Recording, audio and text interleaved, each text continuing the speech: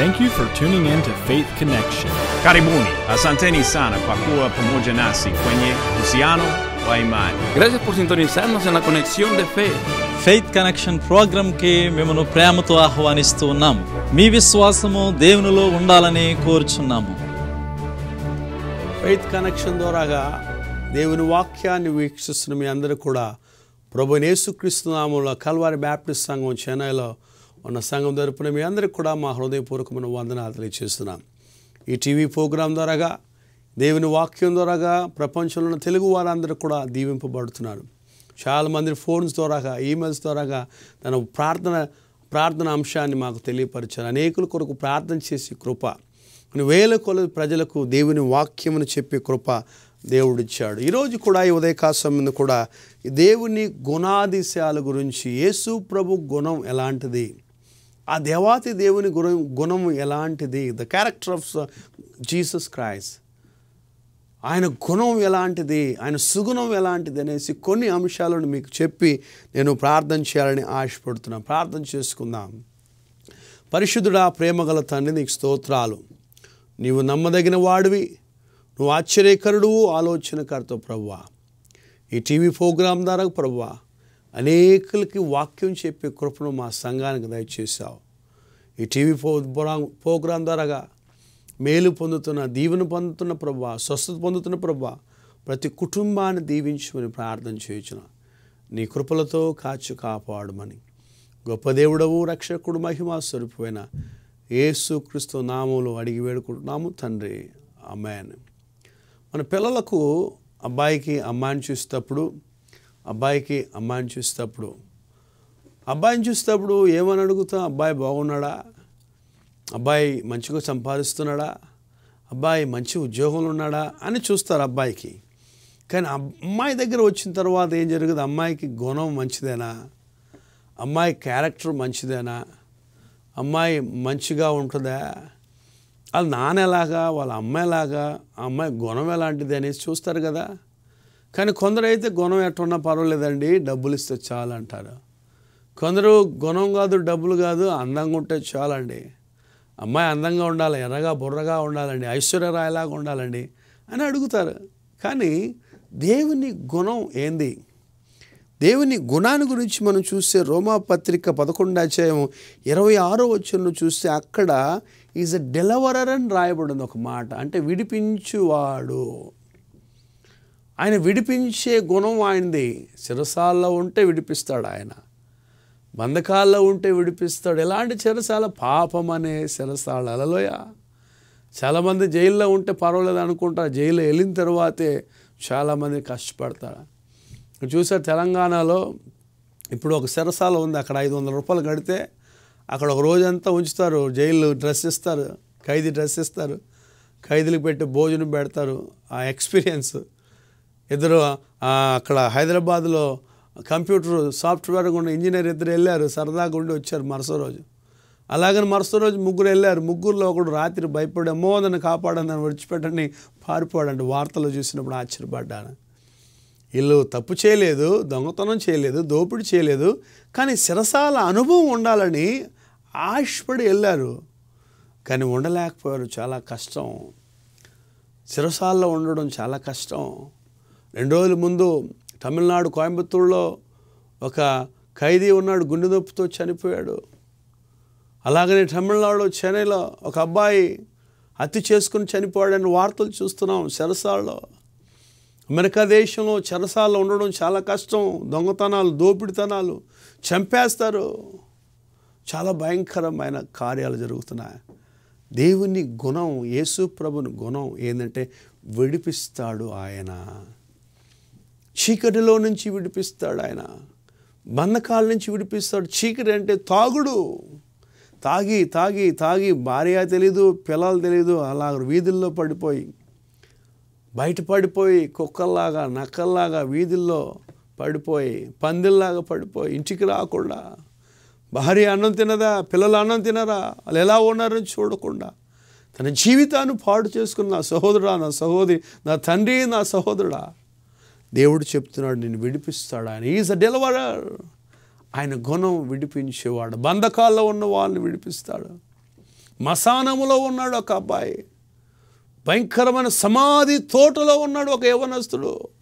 సంఖ్యలు కట్టినా తీసేస్తున్నాడు, రాళ్లతో కట్టిన కొట్టుకొని శరీరాన్ని గాయపరుచుకుంటున్నాడు. ఆ యవనస్తుని చూసేదానికి యేసు ప్రభు వచ్చాడు. ఆ యవనస్తుడు ఆ మశానంలో నుంచి, సమాధి తోట నుంచి పరుగెత్తుకొని యేసు ప్రభు దగ్గర వచ్చి, జీవము కలిగిన దేవుని కుమారుడా, జీవము కలిగిన దేవుని కుమారుడైన యేసు, నా దగ్గర ఎందుకు వచ్చావు? మా దగ్గర ఎందుకు వచ్చావు? నన్ను బాధ పెట్టేదానికి ఎందుకు వచ్చావు? నన్ను హింసించేదానికి ఎందుకు వచ్చావు అని కేకలేస్తున్నాడు. యేసు ఆ యవనస్తుని చూసి వాళ్ళలో ఉన్న సేన అనే దయ్యాలను వెళ్ళగొట్టాడు ఆయన. సేన అంటే అనేక దయ్యాలు, ఒకటి కాదు రెండు కాదు, అనేక దయ్యాలు పట్టిన వాడిని బాగు చేశాడు ఆయన. మరుసటి రోజు ఆ యవనస్తుడు మంచి బట్టలు వేసుకొని యేసు ప్రభుని వెంబడించాడు. హల్లెలూయా. చూసారా, యేసు ప్రభు మాటలు వినడానికి వచ్చాడు ఆయన. The God is a deliverer. You want to deliver you from all the bondages. Is ready to deliver you all your sins from evil thoughts. దేవుడు దీన్ని విడిపించాలని ఆశపడుతున్నాడు. ప్రభువా నన్ను విడిపించు అని నువ్వు సిద్ధంగా ఉన్నావా? ఈజ్ అ డెలివర్ ఆయన గుణం. రెండో లక్షణం, యెషయా గ్రంథం 9వ అధ్యాయము 6వ వచనం చూస్తే ఆయన ఆశ్చర్యకరుడు. Is a wonderful God. ఆయన గుణం ఆశ్చర్యకరుడు. ఆయన ఆశ్చర్యకార్యాలు చేసేవాడు ఆయన. ఆకాశమును చూడండి, భూమిని చూడండి, సముద్రం చూడండి, నక్షత్రమును చూడండి, పాలపిండమును చూడండి. ఆయన సృష్టి, ఆయన సృష్టించిన సృష్టి ఆశ్చర్యకరమైనది. ఆయన జన్మ ఆశ్చర్యమైనది. His birth is wonderful. His teaching is wonderful. His miracle is wonderful. His proverb is wonderful. ఆయన మాటలో జీవం, ఆయన మాటలో అద్భుతము, ఆయన జీవిత విధానములో అద్భుతం. ఎవడు బాగు చేయలేని వాడిని బాగు చేశాడు. గుడ్డివాడిని బాగు చేశాడు ఆయన, పుట్టి గుడ్డివాడిని. చెవిటి వాళ్ళను బాగు చేశాడు. కాళ్ళు చేతులు పడిపోయిన వాళ్ళు బాగు చేశాడు. మరణించి పాతాళంలో పెట్టబడిన లాజరు అనే వ్యక్తిని బాగు చేశాడు ఆయన. నాయన ఊరిలో సమాధిలో సమాధిలో పాడేసిన తీసుకెళ్ళిన వాడిని బాగు. ఆయన ఆశ్చర్యకరుడు. ఆయన మరణములో ఆశ్చర్యం, ఆయన పునరుద్ధానములో ఆశ్చర్యము. ఆయన ఆకాశానికి వెళ్ళాడు, పరలోకానికి ఆశ్చర్యము. ఆయన మళ్ళా రాబోతున్నాడు, ఆశ్చర్యం. హల్లెలూయా. ఆయన ఆశ్చర్యకరుడు. Is a wonderful God. అదే 9వ అధ్యాయం, యెషయా గ్రంథం 9వ అధ్యాయం 6వ వచనము, ఆయన ఆలోచనకర్త. Is a counselling God. ఆయన ఆలోచనిస్తాడు. నువ్వు తప్పిపోయినప్పుడు నీకు ఆలోచనిస్తాడు. నీ మనసులో బాగులేనప్పుడు నీకు ఆలోచనిస్తాడు. నీకు నీ భార్యకు సంబంధం సరిలేనప్పుడు ఆలోచనిస్తాడు ఆయన. నీ ఇబ్బందుల్లో, ఇరుకుల్లో నీకు ఆలోచనిస్తాడు. చాలామంది వ్యాపారం చేయాలని ఆశపడతారు, సరైన ఆలోచన లేకుండా వ్యాపారం కూలిపోద్ది. చాలామంది సూప్ అంగడి పెట్టాలని ఆశపడతారు, కొంతమంది పకోడా అంగడి పెట్టాలని ఆశపడతారు, కొంతమంది సెల్ ఫోన్ అంగడి పెట్టాలని ఆశపడతారు, కొంతమంది బంగారు అంగడి, కొంతమంది చీరల అంగడి పెట్టాలని ఆశపడతారు. ఎన్నో రకాలుగా వ్యాపారం ప్రారంభిస్తారు. సరైన ఆలోచన లేకుండా ఆ వ్యాపారం పాడు చేసుకున్న వాళ్ళు ఉన్నారు. చూసారా? కనుక నా సహోదరుడు, నా సహోదరి, దేవుడు నీకు ఆలోచన దయచి ఆయన ఆలోచనలో ఉండండి. అందుకే సామెత 3వ సామెతలో చెప్తున్నాడు, నీ ప్రవర్తన అన్నిటిలో ఆయన ఆలోచనలు లోబడి, నీ ప్రవర్తన అన్నిటిలో, నీ ప్రవర్తన, నీ ఆలోచన అన్నీ కూడా ఆయనకు లోబడాలి. ఆయన ప్రవర్తనలో, ఆయన ఆలోచనకు లోబడితే ఆ ప్రభువు నీ జీవితంలో గొప్ప కార్యం చేస్తాడు. ఆయన ఆలోచనకర్త, ఆయన ఆలోచనకర్త. యెషయా గ్రంథం 9వ అధ్యాయం 6వ వచనం చెప్తుంది, ఆయన సమాధాన ప్రభు. హల్లెలూయా. Prince of peace. ఆయన పేరే సమాధానం. ఆయనలో సమాధానం ఉంది. పిలాతు అడుగుతున్నాడు, అయ్యా వాళ్ళు చెప్పేయని నువ్వు చేసావా? పిలాతు అడుగుతున్నాయా, ఏందయ్యా నువ్వు యూదులు రాజు అంటున్నారు, అలా చేసావంటే ఎలా చేసావు, ఏందయ్యా అన్నక్కడ ఆయన నోరు తెరవలేదు. హల్లెలూయా. ఆయన మాట చెప్పలేదు. సైనికులు కొడుతున్నారు ఆయన్ని. నువ్వు ఏలియా అయితే దిగిరా, మోసే అయితే దిగిరా, అక్కడ దిగిరా, అద్భుతాలు చేయి, రొట్టెలు ఇచ్చావే, చేపలు ఇచ్చావే, నిన్ను కొట్టినవాడు ఎవరు చెప్పు అని చెప్పినప్పుడు కూడా ఆయన నోరు తెరవలేదు. ఆయన కుడివైపు ఎడమవైపు ఆయనతో పాటు శిరసాలు చెరలో వేసిన ఆ దొంగ ఒక దొంగడు, అయ్యా ప్రభువా యేసయ్యా, నీ పరలోక రాజ్యంలో నీ కృపలతో నన్ను జ్ఞాపకం చేసుకో, నీ రాజ్యంలో నన్ను జ్ఞాపకం చేసుకో ప్రభు అని అడిగినప్పుడు, నేడు నీవు నాతో కూడా పరదేశంలో ఉంటావని సమాధానకరమైన, ఆశీర్వాదకరమైన, సువార్తకరమైన వార్తను ఆ దొంగకి చెప్పాడు. హల్లెలూయా. ఆ మరణములో, మరణ పడకలో, ఆఖరి స్థితిలో ఉన్న ఆ దొంగను బాగు చేసిన దేవుడు, దొంగకు సమాధానం ఇచ్చిన దేవుడు, భార్యను చూడకుండా, భార్యను ప్రేమించకుండా, భార్యతో కాపురం చేయకుండా, సరైన సంబంధం లేకుండా పశువుతో కాపురం చేసిన దొంగలను కూడా బాగు చేస్తానికి యేసు ప్రభు సిద్ధంగా ఉన్నాడు. హల్లెలూయా. మనం ఎలా ఉన్నాం? ఆయన సమాధానానికి ప్రతిపది దేవుని వాక్యం చెప్తుంది. 1 తిమోతి గ్రంథము 2:5 చూస్తే, ఈజ్ అ మీడియేటర్, ఆయన మధ్యస్థుడు, ఆయన పాతాళానికి ఆకాశానికి మధ్యస్థుడు. ఆయన పరలోకానికి వెళ్ళాలంటే ఆయనే మార్గం, ఆయనే సత్యం. యేసు లేకుండా నువ్వు పరలోక రాజ్యానికి వెళ్ళలేవు. You cannot enter the eternity, you cannot enter the heaven, you cannot enter the paradise without the help of Jesus Christ. Yesu లేకుండా, యేసుక్రీస్తు సహాయం లేకుండా నువ్వు వెళ్ళలేవు. అందుకైనా నేను వెళ్ళి మీ కొరకు స్థలం సిద్ధం చేస్తాను, నేను వచ్చి నేనుండు స్థలంలో మిమ్మల్ని తీసుకెళ్తానట. గనుక అందరూ అనుకుంటారు, ఇది చాలు నాకు, హైదరాబాద్లో పెద్ద ఇల్లు ఉంది నాకు అది చాలు, విశాఖపట్నంలో పెద్ద ఇల్లు ఉంది నాకు చాలు, విజయనగరంలో పెద్ద అపార్ట్మెంట్ ఉంది నాకు చాలు, కాకినాడలో పెద్ద ఇల్లు ఉంది అది చాలు, ఇది చాలు, చెన్నైలో పెద్ద ఇది ఉంది, బెంగళూరులో ఉంది, అమెరికాలో ఉంది అని అంటున్నావా? ఇది శాశ్వతం కాదు. శాశ్వతం దేవుడే, ఆయన శాశ్వతము పరలోకము. అందుకే ఆ పరలోకానికి వెళ్ళాలంటే ఆ మధ్యస్థుడు చాలా ప్రాముఖ్యమైనది. యోహాను సువార్త 10:11 చెప్తున్నాడు, నేను మంచి కాపరి అంటున్నాడు. ఆయన ఈజ్ ద గుడ్ షెపర్డ్. గొర్రెలకు మంచి కాపరి ఆయన. మనకు ఆహారం ఇచ్చేవాడు ఆయన, మనకు ఆకలిగా ఉన్నప్పుడు ఆహారం ఇచ్చేవాడు ఆయన, మనకు దాహంగా ఉన్నప్పుడు ఆయన నీళ్ళిచ్చేవాడు ఆయన, మనం కృంగిపోయినప్పుడు, ఆరోగ్యం బాగలేనప్పుడు మనమును పచ్చిగల తోటలో ఆయన పరుండ చేయవాడు. హల్లెలూయా. శాంతికరమైన చలములలో ఆయన మనం నడిపించువాడు ఆయన. ఆ ప్రభు కాపరి మందలో నీవున్నావా? నీ కుటుంబం ఉందా? నా సహోదరుడు, నా సహోదరి, మరొకసారి ఆలోచించుకో. ఆయన గుణం మంచి కాపరి. ఆయన మంచి కాపరి.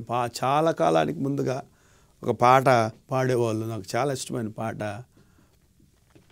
ఆకాశమందున్న ఆసీనుడా, నీ తట్టు కనులెత్తు చున్నాను నేను, నీ తట్టు కనులెత్తు చున్నాను.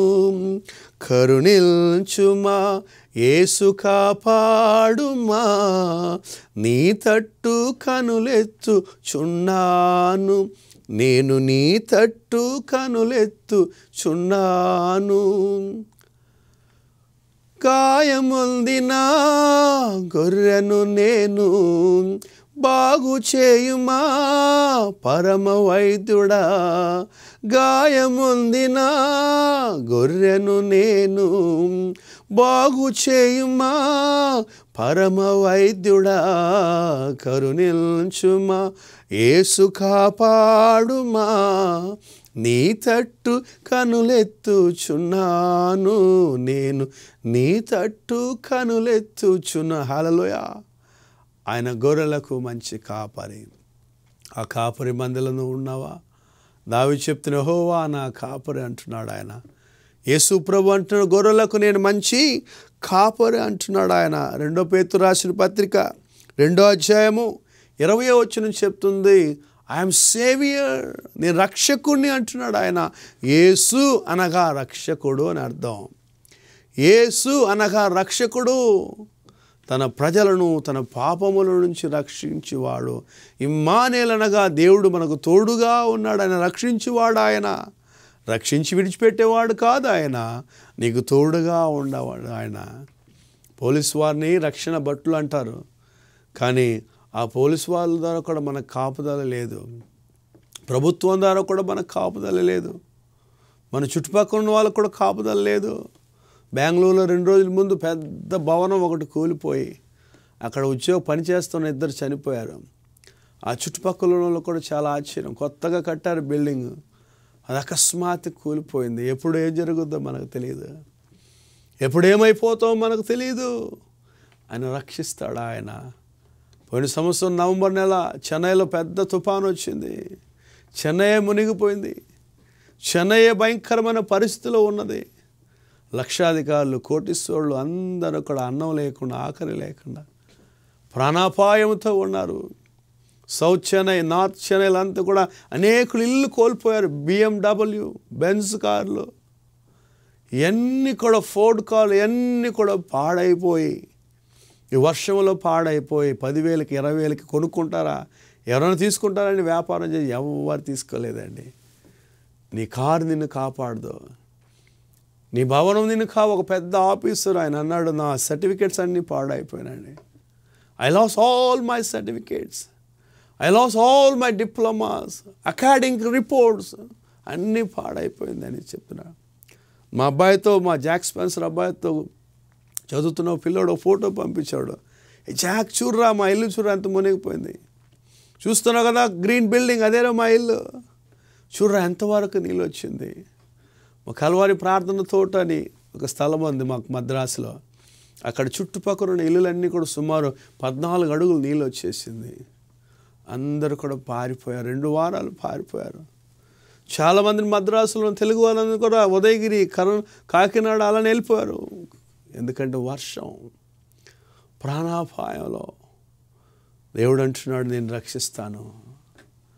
ఆయన రక్షించేవాడు. ఆయన నీ అపాయంలో రక్షించేవాడు. ఆయన నీ ఆపదలో రక్షించేవాడు. ఆయన నిన్ను రక్షించే దేవుడు. హల్లెలూయా. యోహాను రాసిన సువార్త 8వ అధ్యాయం 12వ వచనం చెప్తుంది, లోకానికి వెలుగై ఉన్నాడు. I'm the light of the world. ఆయన గుణం, ఆయన వెలుగుగా ఉన్నాడు. ఆయన వెలిగించేవాడు. ఆయన సూర్యుడి కంటే ఎంతో తేజోమయుడు. ఆయన ఆ సూర్యుడిని సృజించిన వాడు నా యేసు ప్రభు. హల్లెలూయా, హల్లెలూయా. ఆ సూర్యుడికే గోడారం వేశాడు ఆయన. ఆ సూర్యుడినే ఒక దిక్క ఏం చేశాడు, కప్పేశాడు ఆయన. అలాంటి గొప్ప దేవుడు ఆయన. ఆయన అంటున్నాడు, నేను లోకానికి వెలుగై ఉన్నాడు. లోకానికి వెలుగై ఉన్నాడు ఆయన. నేను వెలిగించేదానికి వచ్చాడు ఆయన. నీ కుటుంబాన్ని వెలిగించేదానికి వచ్చాడు. నాకు డబ్బులు లేదే, నాకు చదువు లేదే, నా పరిస్థితి బాగలేదే అంటున్నావా? యేసు ప్రభు నిన్ను వెలిగించేదానికి ఆశపడుతున్నాడు. లోకమును వెలిగించే వెలుగు, ఆ వెలుగు యేసు ప్రభు. ఆయనలో జీవమున్నది, ఆ జీవము ప్రతి మనిషికి వెలుగై ఉన్నదని యోహాను భక్తుడు చెప్తున్నాడు. హల్లెలూయా. ఆయనలో జీవమున్నది, ఆ జీవము ప్రతి మనిషిని వెలిగిస్తుంది. నీవు లోకానికి వెలుగై ఉన్నావు. నన్ను అడుగుతారు అందరూ, నీ పేరేందయ్యా? ప్రకాష్ రాజ్ అంట. ప్రకాష్ అంటే లైట్, రాజ్ అంటే కింగ్. అంటే ఐఎమ్ కింగ్ ఆఫ్ లైట్ అంటాను నేను. ఎందుకంటే బైబిల్లో చెప్తాను, యోహాను రాసు 8:12 ఆయన లోకానికి వెలుగై ఉన్నాడు. ఆయన నా తండ్రి, నా యేసయ్య లోకానికి వెలుగై ఉన్నాను. నేను ఆ బిడ్డను కింగ్ ఆఫ్ లైట్ అంటాను. కనుక నువ్వు వెలుగై ఉన్నావు. ఆ వెలుగుకు సంబంధించిన వాడు. 1 యోహాను 1వ అధ్యాయం 2వ వచనం చూస్తే ఆ వెలుగు ఎలాంటిది? ఇటర్నల్ లైట్, నిత్య వెలుగు. అది వెలుగుతానే ఉంటుంది. అది హల్లెలూయా. మీరు చూసారంటే సమ్మర్లో మన కరెంట్ కట్ చేసేస్తారు. ఎందుకంటే సమ్మర్లో మనకి కరెంట్ ఎక్కువ ఉండదు, వేడి వల్ల ఎక్కువ కరెంట్ ప్రాబ్లం వస్తుంది. అక్కడక్కడ కాలిపోద్ది, అక్కడికి వెళ్ళిపోద్ది. సమ్మర్ టైంలో అప్పుడు మద్రాసులో కూడా 2 గంటలు 3 గంటలు టైం తీసేస్తారు కరెంటు. చాలా ఇబ్బంది పడతాం. సమ్మర్ టైంలో కూడా కరెంట్ లేకపోతే చాలా కష్టం. కరెంట్ ఉంటే ఇంట్లోనే ఏసీలో ఉందాం అనుకుంటాం. కానీ ఆ వెలుగు నిత్య వెలుగు. హల్లెలూయా. యేసు ప్రభు అనే వెలుగు పేరు నిత్య వెలుగుతానే ఉంటాడు ఆయన. సూర్యుడి కంటే బహు తేజోమయుడు ఆయన. హల్లెలూయా. అందుకే భక్తుడు ఎవరు డాక్టర్ పల్లపాటి థియోఫిలస్ గారు చక్కటి పాట పాడాడు. ఏం పాట అంటే, నీ ముఖము మనోహరము, నీ స్వరమే అతి మధురం, నీ నామమే పైనామం, నీ గానమే సంగీతం. నీ ముఖము మనోహరము, నీ స్వరమే అతి మధురం, నీ నామమే పైనామం, నీ గానమే సంగీతం. నీ ప్రేమకు వెళ్ళలేదు, నీ కృపకు పరితులేది, నీ కరుణకు వెలయేది, నీ దయకు షరతులేవి. నా యేసయ్యా నీకే స్తోత్రముల్, నా యేసయ్యా నీకే స్తోత్రముల్. నీ ముఖము మనోహరము, నీ స్వరమే అతి మధురం, నీ నామమే పైనామం, నీ గానమే సంగీతం. హల్లెలూయా. ఆయన ముఖము మనోహరమైనది, ఆయన ముఖము మనోహరమైనది. అదే చెప్తూ నిత్య వెలుగు ఆయన నిత్య వెలుగు. యోహాను రాసిన సువార్త 1వ అధ్యాయము 9వ వచనం చెప్తుందంటే, true light, it is the true light. నిజమైన ఒక వెలుగు ఉండెను. హల్లెలూయా. ఆయన వెలుగు, నిజమైన వెలుగు. ఆయన ఏదో డమ్మి వెలుగు కాదు. ఆయన వైన్ షాపులు అంతా కూడా చిన్న లైట్ పెట్టుంటారు. పెద్ద పెద్ద బార్ షాపులంతా చిన్న చిన్న లైట్స్ ఉంటాయి. అబ్బాయి ఎవరు తెలియదు, కొడుకు ఎవరు తెలియదు, బావ ఎవరు తెలియదు, బామ్మ ఎవరు తెలియదు, అన్నదమ్ములు ఎవరు కూడా అక్కడక్కడ మూల కూర్చొని తాగేసి పోతూ ఉంటారు చాలామంది. కానీ అలాంటి వెలుగు కాదు యేసు ప్రభు. నిజమైన వెలుగు, నీ జీవితాన్ని వెలిగించే వెలుగు. సౌలు అనే భయంకరమైన వ్యక్తిని, సంఘమును హింసించే వ్యక్తిని, సంఘములో ఉన్న క్రైస్తవులను చంపేదానికి అనేక స్థలాల్లో తిరుగుతూ ఈ మార్గమందు ఉన్నవారు, ఈ మార్గమందు ఎక్కడున్నారో వాళ్ళు కనబడతారు, వాళ్ళని చంపుతానని తిరుగుతున్న ఆ సౌలును పౌలుగా మార్చిన వెలుగు ఆయన. హల్లెలూయా. ఆ వెలుగు నీ జీవితంలో రావాలని ఆశపడతాను. జకర్యా అనే భయంకరమైన వ్యక్తిని, జకర్యా అనే మోసగాన్ని, జకర్యాను చూసి అందరూ మోసగాడు, పాపి అని పిలుస్తూ ఉన్న ఆ వ్యక్తిని మార్చిన దేవుడు, ఆ మోసమును మార్చి మంచివాడుగా, ఉత్తముడుగా మార్చి, ఎవరి దగ్గర అయితే అన్యాయంగా తీసుకున్నావు అందరికీ నేను ఇచ్చేస్తాను అని మార్పును తీసుకొచ్చిన వెలుగు, ఆ నిజమైన వెలుగు నీ ఇంట్లో రావాలని ఆశపడుతుంది. యేసు ప్రభు ఎవరు? నిజమైన వెలుగు. Is a true light. నిత్య వెలుగు, నిజమైన వెలుగు, లోకానికి వెలుగై ఉన్నాడు ఆయన. నిజమైన వెలుగు. ఆయన నిజమైన వెలుగు. కనుక ఈ ఉదయకాల సంబంధం, ఈ మధ్యాహ్న కాల సంబంధం, ఈ రాత్రి సమయమందు ఈ నా మాటలు వింటున్న సహోదరుడా, నా సహోదరి, యేసు ప్రభు గుణం ఆయన విడిపించేవాడు. నేను విడిపించాలని ఆశపడుతున్నాను. నీ తాగుడు అలవాటు నుంచి విడిపించాలని ఆశపడుతున్నాడు. నీ వ్యభిచార జీవితం నుంచి విడిపించాలని ఆశపడుతున్నాడు. నీ అప్పులు తీసుకొని అప్పు ఇవ్వకుండా మోసం చేసి దొంగ వాళ్ళే తిరుగుతున్నావే, నేను బాగు చేయాలని ఆశపడుతున్నాడు ఆయన. అప్పులను చూసి రాకుండా రాత్రిలో 2 గంటలకు 3 గంటలకి ఎవరికి తెలియకుండా వస్తున్నావే, నిన్ను బాగు చేయాలని ఆశపడుతున్నాడు ఆయన. ఆ దేవుడు నిన్ను జీవితం బాగు చేయవాడు కనుక ఆయన నిజమైన వాడు. ఆయన గుణం విడిపించే దేవుడు. ఆయన ఈజ్ అ డెలివరింగ్ గాడ్. ఆయన విడిపించువాడు. హెబ్రీ రాసిన పత్రిక 7వ అధ్యాయము 22వ వచనంలో చూస్తే, ఇస్ అ బెటర్ ట్రీట్మెంట్. రోగులను బాగు చేసేవాడు ఆయన. హల్లెలూయా. రోగం, మనకున్న రోగం, అనుమాన రోగం, భార్య అంటే అనుమానం, భర్త అంటే అనుమానం, పిల్లలంటే అనుమానం, అన్నలంటే అనుమానం, తెల్లంటే అనుమానం. కొన్నిసార్లు కొన్ని కుటుంబాలు అంటారు, అయ్యా నువ్వు పుట్టడానికి ముందే అనుమానం నీలో పుట్టిందా అంటారు చాలామంది. అవునమ్మా, నువ్వు పుట్టడానికి ముందే అనుమానం నీకు పుట్టిందమ్మా అని అంటారు. అవును కదా. It's a better treatment for you. ఆయన బాగు చేసేవాడు, ఆయన విడిపించేవాడు. కనుక ఈ రోజు దేవుని వాక్యం, నా తల్లి, నా చెల్లి, నా సహోదరుడా, నువ్వు ఏ పరిస్థితిలో ఉన్నా, ఏ స్థితిలో ఉన్నా దేవుడు నిన్ను బాగు చేయాలని ఆశపడుతున్నాడు. నీ కుటుంబాన్ని బాగు చేయాలని ఆశపడుతున్నావు. ప్రార్థన చేద్దామా? తళ్ళు వంచి కళ్ళు మూసుకొని ప్రార్థన చేయండి. ఒక చిన్న ప్రశ్న మిమ్మల్ని అడుగుతాను. If you die today, are you sure will go to haven?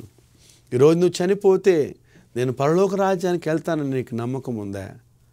ఆ నమ్మకం ఉందా నీకు? లేకపోతే నరకానికి పోతావని నమ్మకం ఉందా? ప్రభువా, నేను పాపిని, నన్ను క్షమించు. నాకు భర్తకు తెలియకుండా ఎన్నో చీకటి కార్యాలు చేశాను. నా భార్యకి తెలియకుండా ఎన్నో చీకటి కార్యాలు చేశాను. అయ్యా, నా తల్లిదండ్రులకు తెలియకుండా ఎన్నో చీకటి కార్యాలు చేశాను. నా అన్నదమ్ములు తెలియకుండా ఎన్నో చీకటి కార్యాలు చేశాను, నన్ను క్షమించు అనే చిన్న మాట నన్ను అడిగితే, ప్రభువుని అడిగితే నేను బాగు చేస్తే ప్రార్థన చేసుకుందాం. పరిశుద్ధుడా, ప్రేమగల తండ్రి, నీకు స్తోత్రాలు. ప్రభు, ఈరోజు ఈ టీవీ వార్తలని యేసు ప్రభు గుణాల గురించి తెలుసుకున్న ప్రభువా, యేసు ప్రభు సుగుణాలను, యేసు ప్రభు లక్షణాలను గురించి తెలుసుకున్న నా సహోదరితో మాట్లాడండి. వాళ్ళ కుటుంబాలను బాగు చేయండి. వాళ్ళ ఇబ్బందిని విడిపించి ప్రభువా, వాళ్ళ కష్టాన్ని విడిపించండి, బాధలు విడిపించండి ప్రభువా. నీవే విడిపించు. You are the deliverer Lord. నీకు సాధ్యం కానిది ఏది లేదు నాయన.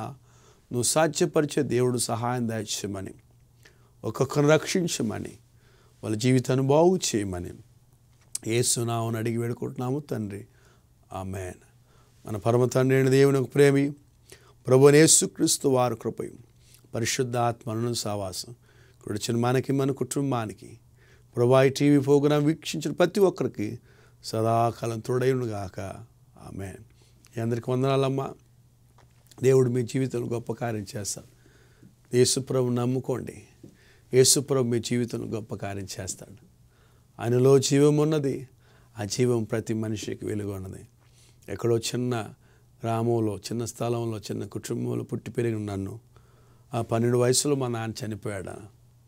చాలా పేద కుటుంబంలో, చాలా కష్టమైన పరిస్థితులు ఉన్న మమ్మల్ని ఆడు అమెరికా దేశం వెళ్ళి చదువుకుని, అమెరికా దేశంలో చదువుకొని, బైబిల్ కాలేజ్ చదువుకొని, ఈనాడు అమెరికన్ స్టూడియోలో నుంచి దేవుని వాక్యం చెప్పుటకు దేవుడు కృపనిచ్చాడు.